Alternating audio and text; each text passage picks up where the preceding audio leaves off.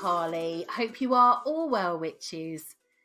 Our episode today is all about the bear goddess and how the bear was revered. But to kick things off today, we have our book review, and our book today is the Tarot Spreads Yearbook, 52 Tarot Spreads for Getting to Know Yourself, written by Chelsey Pippin Mizzi. This is such a beautiful book that I was recently sent, but as you know, I will only review books if I truly love them. The book is designed to guide you through a whole year of weekly tarot spreads.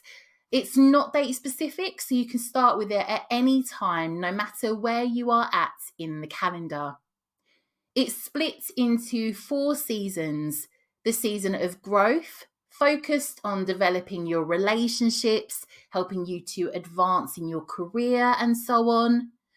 The season of shadow, that focuses on helping you confront areas of your life where you may feel shame, guiding you through spreads to uncover buried desires, to deal with generational trauma, and challenge your own toxic traits. In the season of change, you can find spreads to support you as you move through changes and attempt to make changes in your relationships, career, yourself, and the world. Lastly, the season of care, you will find spreads to soothe you.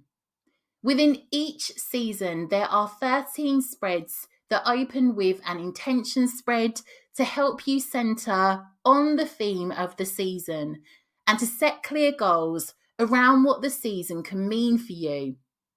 The sections close with a spread that gives you the opportunity to look back over all you have encountered through this season in a way that you can note what has changed, what has stayed the same, and how you can carry the lessons of the season forward. Each season has topics such as a resource spread, spirit, mind, career, play, friendship, romance, family, conflict, choice, and confidence. The book expresses that you can work through it ad hoc. There's no need to do all the spreads if they aren't relevant to you, but they are there if you need them. There are tarot journaling prompts and affirmations that you can also work with as tools throughout the book. It's illustrated throughout with gorgeous witchy pictures. If you are someone new to the tarot, this is a great book. But equally, if you are someone established with the tarot who wants a different way to work with them, this could be great for you too. I love this book. I love the illustrations, and I'm enjoying my experience working with it. I've already felt my connection with my cards improve and had some really on-point readings. Join me after the break to talk all about the bear goddess.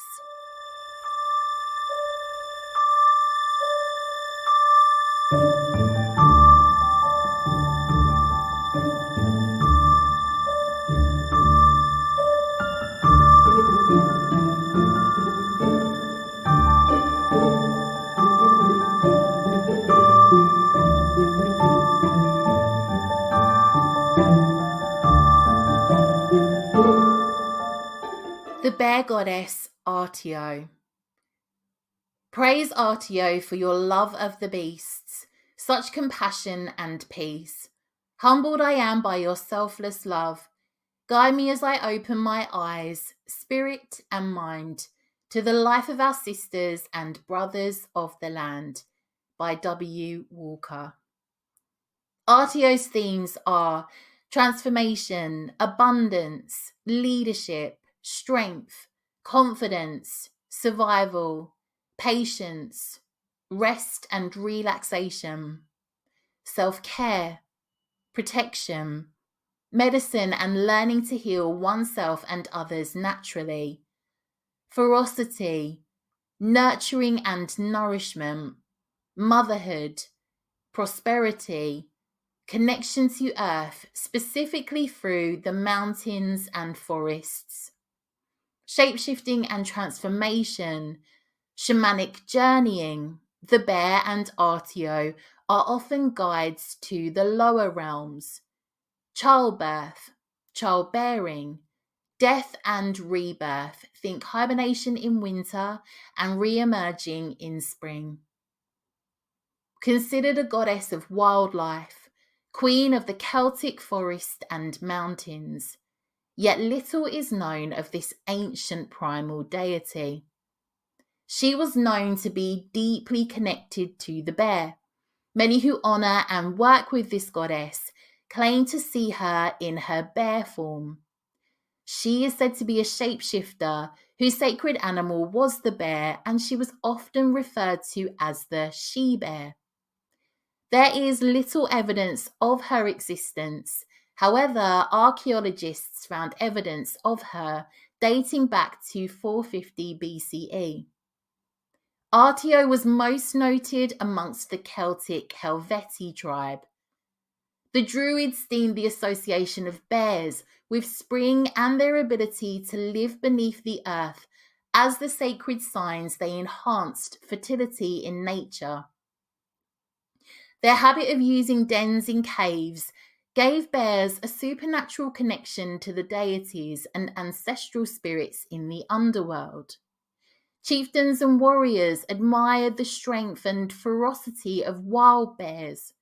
The human-like traits of bears, such as climbing trees, walking on two legs, and their fondness of honey, intimated they were the favoured animals of the gods and goddesses in the otherworld.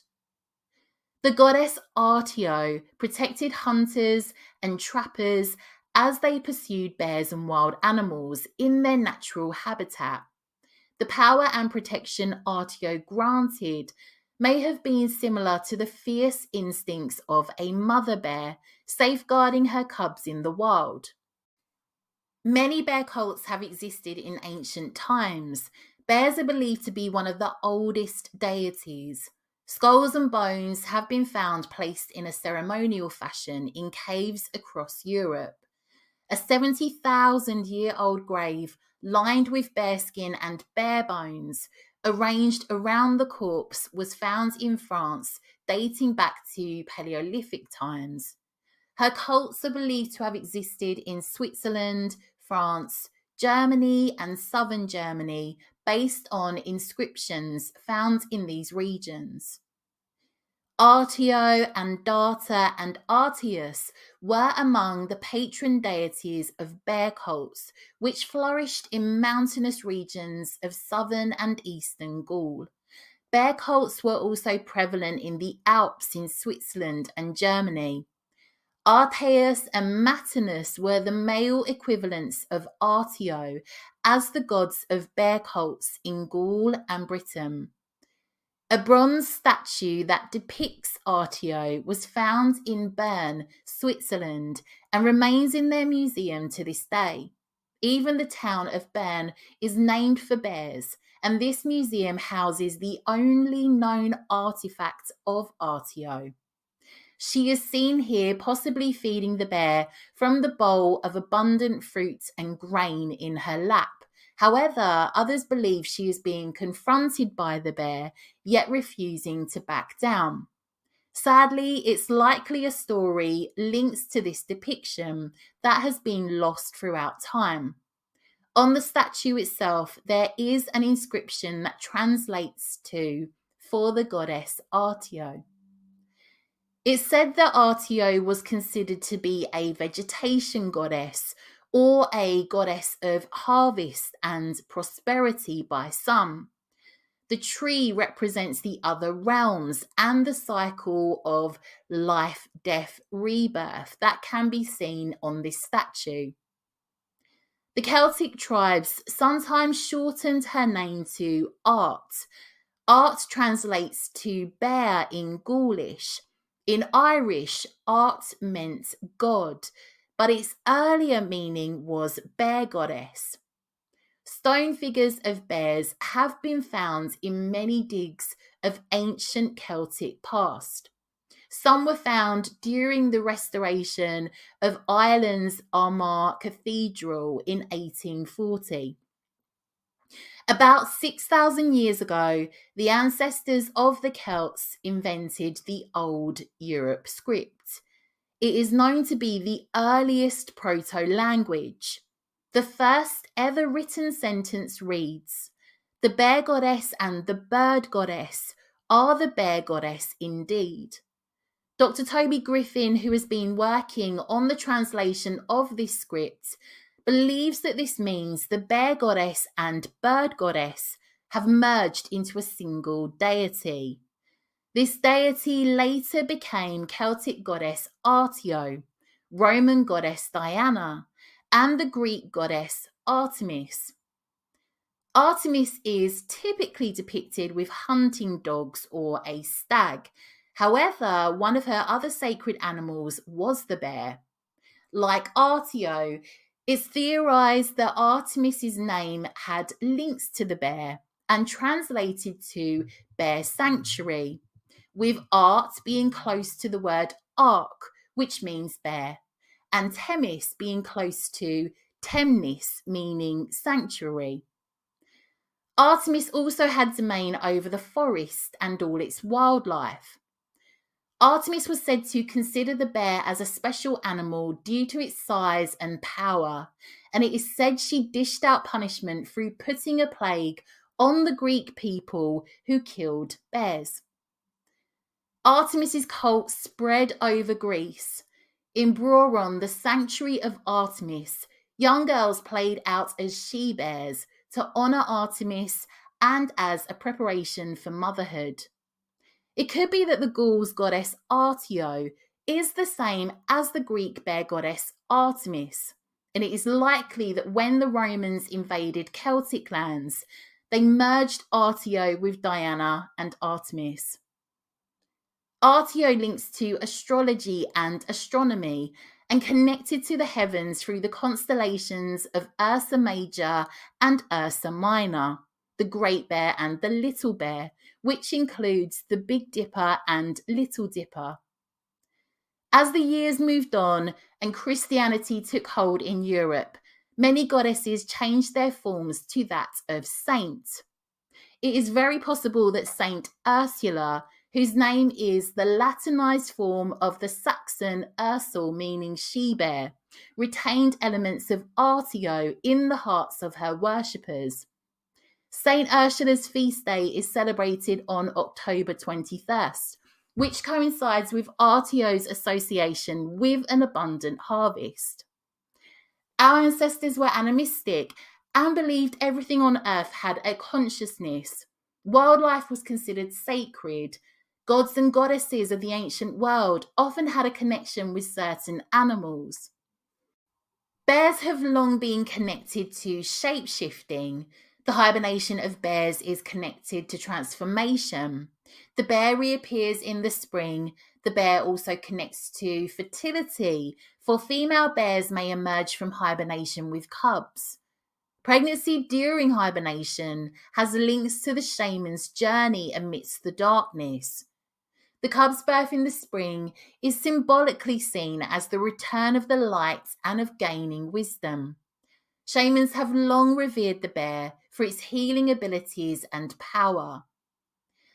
Artio, as a deity of transformation, is said to call you to meditate, to take the time to be silent and listen to yourself, but also to Artio's voice acting as a guide. When she first calls to you, it is said to be gentle and keeps growing until you listen. You may find that you repeatedly see images of bears everywhere, perhaps online, on TV, in books. You may be gifted something with bears on. She may even make herself known to you in a dream, meditation, journey, or vision. She is said to be a deity that is easy to connect with. She asks us to embrace nature, shamanism, and to protect wildlife. If you work with animals in any form, especially in relation to healing them, she is said to be an ideal deity to work with, as her dominion is animal healing. She is also considered the keeper of great medicine, much like the bear is. She is said to first and foremost offer you indomitable strength and courage. Should you be going through a difficult time, she will help you with endurance and strength. She offers you protection, much like a mother bear. Feel the power and the unending love she provides. You may wish to create a space to honour Artio, perhaps have depictions of bears in this area. You may wish to connect with her through visiting woods, mountains, and caves. However, if you live in an area where bears are, it's advised to be extremely cautious around caves in case you come across one. You may wish to use this current season of winter, taking plenty of rest, healing, and energizing in preparation for emerging from your cave for this spring to be reborn. You may want to perform a purification ritual to honor this. It is said that when Artio emerges from her sleep, the Swiss would burn an effigy of winter to literally destroy the cold with fire and light. Artio is a wonderful deity to turn to for help if you are studying herbs, for the bear is known to have a medicinal spirit, and who the indigenous people are said to have learnt from. You may feel the call to study natural healing methods such as herbalism, Reiki, energy healing, and aligning with Artios' healing energy can really support this. You may wish to wear an amulet dedicated to Artio that links to the bear, perhaps a depiction of a bear, honey, or a naturally found bear claw. Ask Artio to bless the amulet and wear it for protection and in her honour. Colours for Artio are green and brown. She is linked to the crystals axonite and brown jasper. She links to the element of earth. Offerings you can make to her are fruit, salmon, berries, grains, and honey. She is linked to the constellations of Ursa Major and Ursa Minor. Trees she connects to are the apple tree, the pear tree, and the fir. Her symbols are wild animals, Celtic spirals, fruit, grains, the tree of life, and the triskele. Her sacred places are mountains, forests, caves, and Switzerland. Her sacred times and days are harvest and October 21st. There is also a Hungarian bear goddess called Ildikó, who is also said to be a goddess of the forest and wildlife. Ildikó is a common name in Hungary. Its Germanic origin means warrior, which aligns with the bear's ferocity, power, and wisdom. Ildikó was also similar to Artemis, goddess of the hunt and protector of forest animals. Ildikó's themes are of balance, where she guides the hunters, but also provides animals in need of preservation or honour. So I was going to have a look at the bear because the bear has so many spiritual associations. And I feel like you cannot look at the goddess without looking at the bear itself. So the bear's magical themes are energy, confidence, self-healing, peace, understanding, resurrection, introspection, bravery, solitude, authority, majesty, power, protection, discernment, courage, freedom, motherhood, rest, maturity, strength, and appreciating the sweetness in life. The bear is linked to the crystals moonstone and its themes of secrecy and mystery, celestite and its links to the dream world and Mother Earth, Amazonite for its links to bravery, protection, and strength. The bear's element is earth. When bear repeatedly shows up for us, it can signify a time for us to focus on healing, either for ourselves or others. Also, the need for solitude, rest, and quiet time. Perhaps an indication of taking time to ground, taking a stand against adversity, or stepping into leadership somewhere in our life. Bear asks us to give ourselves time to tune into our inner voice, to tap into our raw power and fierce strength. Bear energy can ask us to connect with our most primal power, to connect with our warrior spirit, and if required, the courage to fight.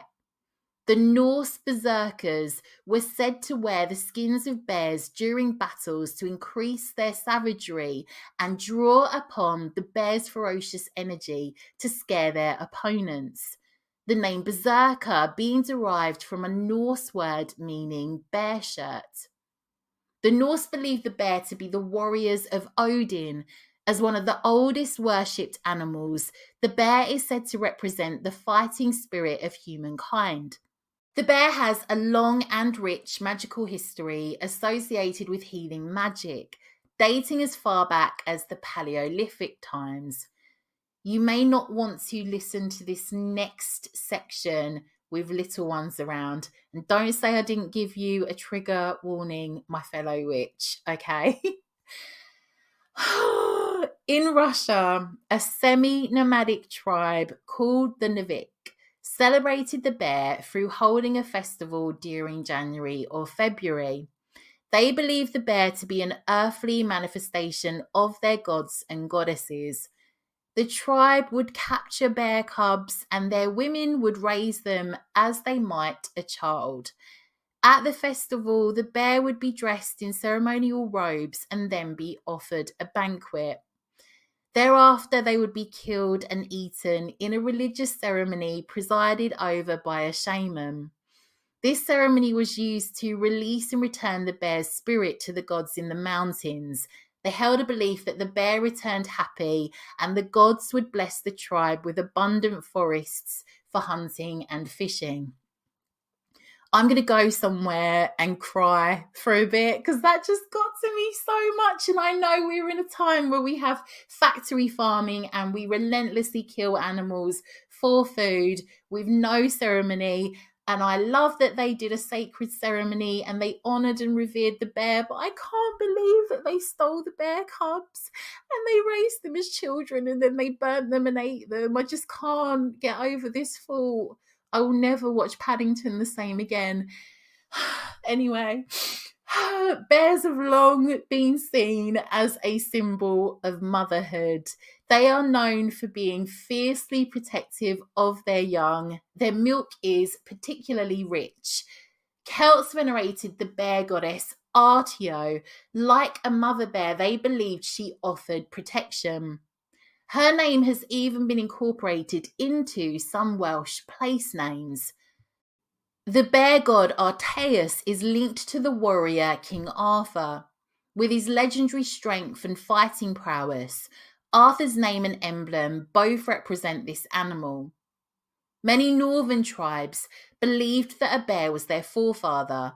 In Russian Karelia, as late as in the early 20th century, people didn't eat bear because of the common belief that bears were relatives of man. In Russian folklore, there is a fairy tale of a man killing a mother bear and her cubs.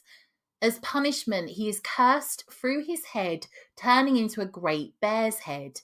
The other humans shun him until he learns his lesson to be humble through a hunter. Bears were one of the most worshipped animals of ancient Slavic people. They associated them during pagan times with the god Volos, a patron of domestic animals. Throughout folklore, they described the bear as a totem representing a male, father, husband, or fiancé. Alongside legends of the turn-skin bear, they believed that humans could turn into bears due to misbehavior. In Finland, they held a tradition of carrying out a bear hunt that was followed by a ritual feast and ceremony where the bear was their honoured guest. They concluded the bear's death to be accidental as a means to appease its spirit. They held a ceremony expressing their respect for the bear's spirit, believing the bear's spirit would reincarnate back into the forest. They would bury the bear's bones and hang its skull in an old pine tree called a kalahonka. That meant skull pine. The tree was viewed then as the world tree. They believed that in hanging the bear's skull in the tree, it helped the bear's spirit climb back into its home in the heavens. The tree would be venerated thereafter. They believed the bear would attempt to reincarnate through women. As a result, women would stay away from the dead bear during the funeral feast. They also believed that bears wouldn't attack a human they perceived to be female. In the Kalevala, the national epic of Finland, there is evidence of arctolatry, bear worship, having been common amongst tribes in the north. According to Finnish mythology, Otso the bear was born on the shoulders of a Tartha in the regions of the sun and moon and, nursed by a goddess of the woodlands in a cradle swung by bands of gold between the bending branches of budding fir trees. His nurse would not give him teeth and claws until he had promised never to engage in bloody strife or deeds of violence. Otso, however, does not always keep his pledge, and accordingly, the hunters of Finland found it comparatively easy to reconcile their consciences to his destruction. It's said in pagan times of Finland, the bear was considered a taboo animal. The word oxy for bear even became a taboo word. Instead, they often used euphemisms such as the word messikamen, meaning honey palm. If you called a bear by its true name, they believed it would summon them. In ancient history, the Thracians were Indo-European speaking people who inhabited areas of Europe such as modern-day Bulgaria, Romania, northern Greece, and Anatolia in Turkey. They considered the bear to be a messenger of dead ancestors. In Greek mythology, Zeus fell in love with Callisto. Her name was said to mean most beautiful. She was a huntress, and together they had a son that they named Arcus. Zeus's wife Hera turned Callisto into a bear due to her jealousy. In later years, Arcus was out hunting and ended up stalking the bear Callisto had become, not aware it was his mother. Zeus saw Callisto's life was in danger, so whisked her into the night sky away from harm. The Roman poet Ovid wrote that Callisto can forever be seen as the constellation Ursa Major, the Great Bear. Another version of the tale sees Arcus being sent to the skies to become the adjacent Ursa Minor, the Little Bear. In another of her tales, she was a nymph and handmaiden to Artemis. To honour Artemis, she took a vow to become a maiden. The vow was violated when Zeus fell in love with her. He disguises himself and seduces Callisto. The story has many variations, and somewhere Artemis changes Callisto into a bear in retribution. Regardless of the details, the result is the same. Callisto lives the rest of her life as a bear. Mathan is the Gaelic word for bear, and many Celtic families would have an animal totem. This is a tradition that can still be found through the surname MacMahon, which means son or sons of the bear. There are other bear gods of Celtic origin, as we know, who acted as both champion of bear hunters and opposingly as protectors of the bear itself. The bear goddess Artio and Arteos, the bear god. Some claim Arthur was a later addition to the Celtic pantheon in a resurgence in pagan worship. Perhaps even the offspring of a human and a bear, however little evidence of this is available. He was said to be often referred to as the mighty bear, a god and a hero. Many English pubs have been named following the times of bear baiting, a medieval form of entertainment where a bear was tied to a post and had dogs set upon them. Scottish bears were often taken to Rome's Colosseum as part of the games they held. The Anglo-Saxon epic hero Beowulf is sometimes translated as Beowulf due to the bear attacking bees for their honey, but also links to him being a huge man and strong as a bear. In Native American culture, the bear as a spirit animal is often considered a protector of humans and guardian of the forest. They are considered to have healing energy and magical power and would often be celebrated and worshipped in rituals as a sacred creator of the universe, an ultimate protector of all.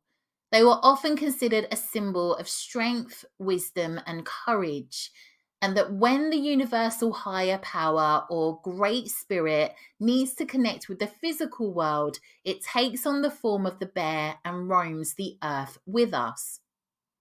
Throughout Native American fables, the bear often speaks to humans, helping them in times of need.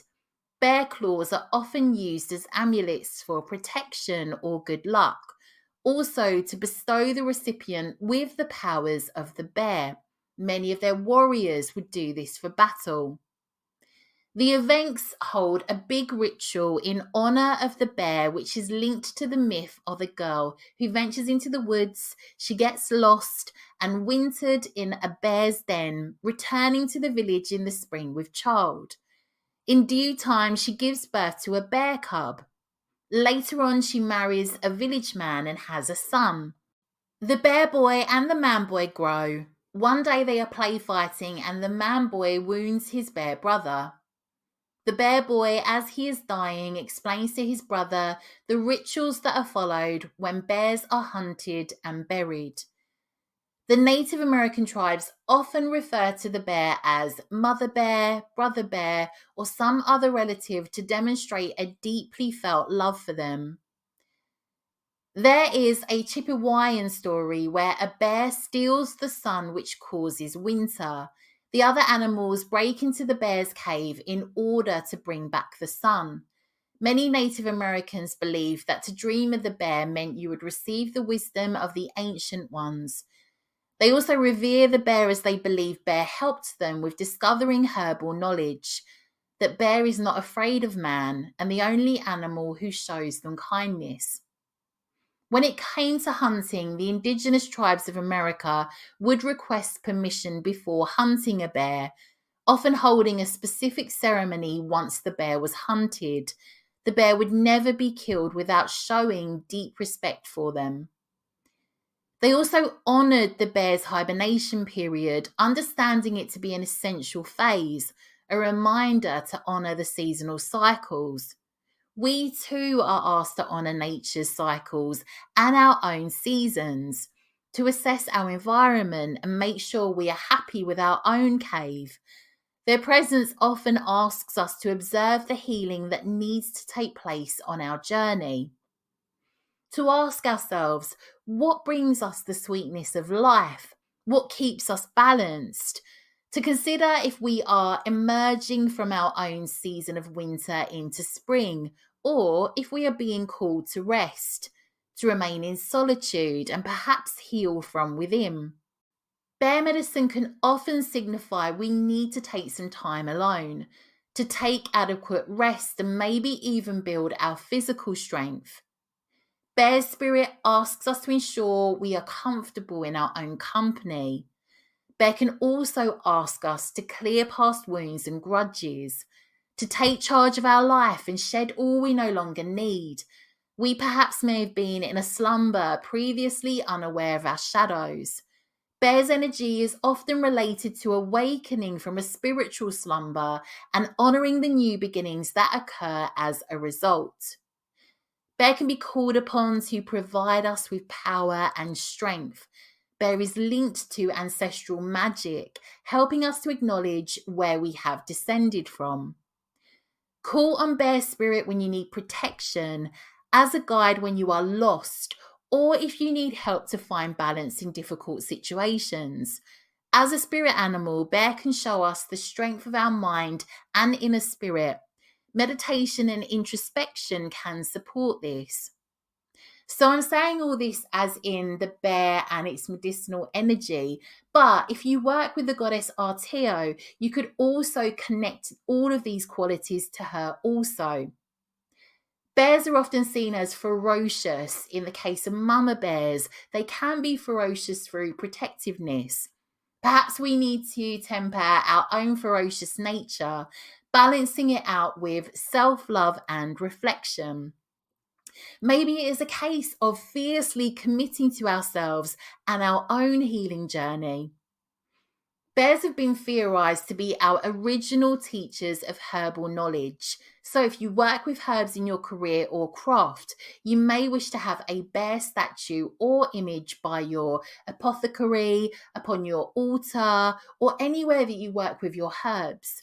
And you may wish to call upon bear or Artio for guidance when you perform healing rituals. Throughout many traditions, the bear has been recognized as a totem animal for shamanic healers. They might summon the bear during healing magic rituals and herbalism. In trance work, the bear can often appear as a guardian, the gatekeeper who will only allow the journeyer through when they are ready. Here the bear appears as a symbol of strength and protection. We may fear the bear and their presence on first sight in our journey, instead of the darkness behind the gate or threshold we wish to cross. When we are ready to proceed, we may even find the bear is no longer present anymore in our journey and the way is clear for us to move forward. So as we've mentioned, the bear hibernating is often linked to themes of healing and rebirth, but for us it can be linked to themes of healing and rebirth following pain. Throughout many cultures, the bear has, as we've mentioned, been considered the great healer and keeper of great medicine, and that bear medicine is said to restore harmony and balance.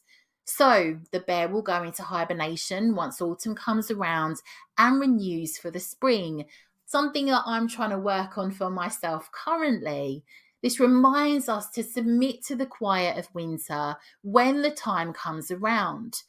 Bear asks us to enter our cave, to embrace solitude with what might scare us, to surrender to those raw and intense emotions so we can process them and get comfortable with setting boundaries for ourselves, but also those in our realm.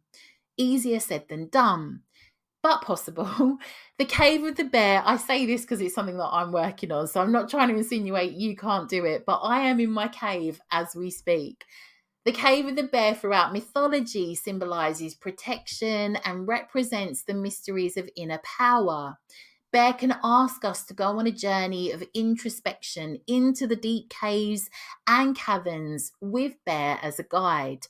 Once we are there, to sit with ourselves and meditate in the silence and stillness available to us.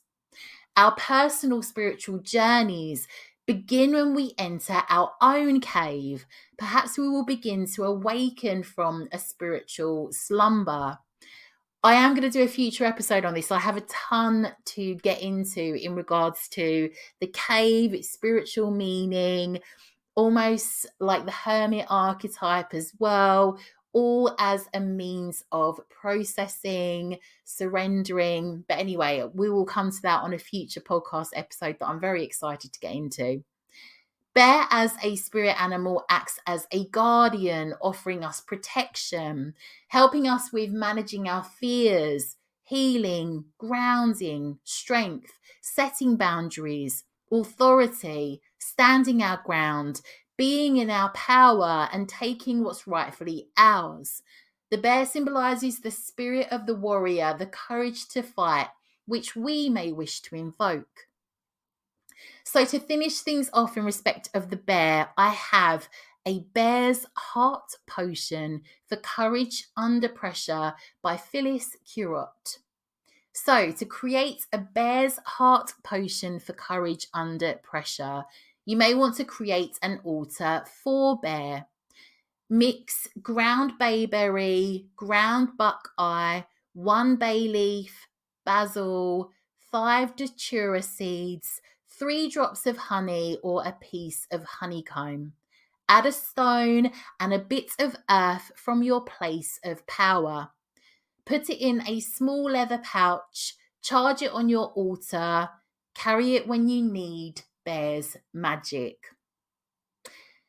That is all I have for you today, witches. I am really excited with some of the future episodes we've got coming up. There are some more interviews I've got lined up with some fascinating, in my humble opinion, like fascinating, interesting authors, different witchy types, lots of different topics that we're going to be looking at. So really excited to roll that out soon. I just want to say thank you so much to all my Patreons. If you would like to join the Witches Institute to access further witchy content, Patreon podcast episodes, hedge witch studies, you can obtain grimoire pages for all that we speak about on the podcast. So if you go on and have a look now, you will be able to see that there are grimoire pages all about Artio and the bear. I believe if you hop on over to Patreon currently, they will allow you to have a free trial of my Patreon if you want to come over and check it out. We also have our witchy community as well, full of wonderful, amazing witches. We talk about anything and everything, lots of amazing witchy conversations that we have there. You will also get meditations. We have story retellings, just a ton of extra witchiness. So if you love the podcast, I'm sure there's something over there that you will appreciate. Just £6 a month. You can cancel at any time with the click of a button. I will link everything in the show notes. That is all I have for you today, though. I just want to say thank you so much for listening. The podcast was at number 1 in the Apple Spirituality podcast chart all over Christmas, all over New Year, and again this week. And it isn't about the numbers, but that blows my mind of how many witches are out there, how many of you are listening, not just in the UK, all over the world. And I want to say, some of you, I know you are in places I never even dreamt that anyone would listen to the podcast. So I want to do a few little shout outs to my witches in Ghana. I've been to Ghana. Hello. I want to give a shout out to all my witches in the Middle East. There are so many locations I would never imagine that you are listening to the podcast from. Anyway, I'm going to shut up now and go and leave you in peace. But I'm sending you lots and lots of witchy love, and I can't wait to catch up with you next week. Mwah.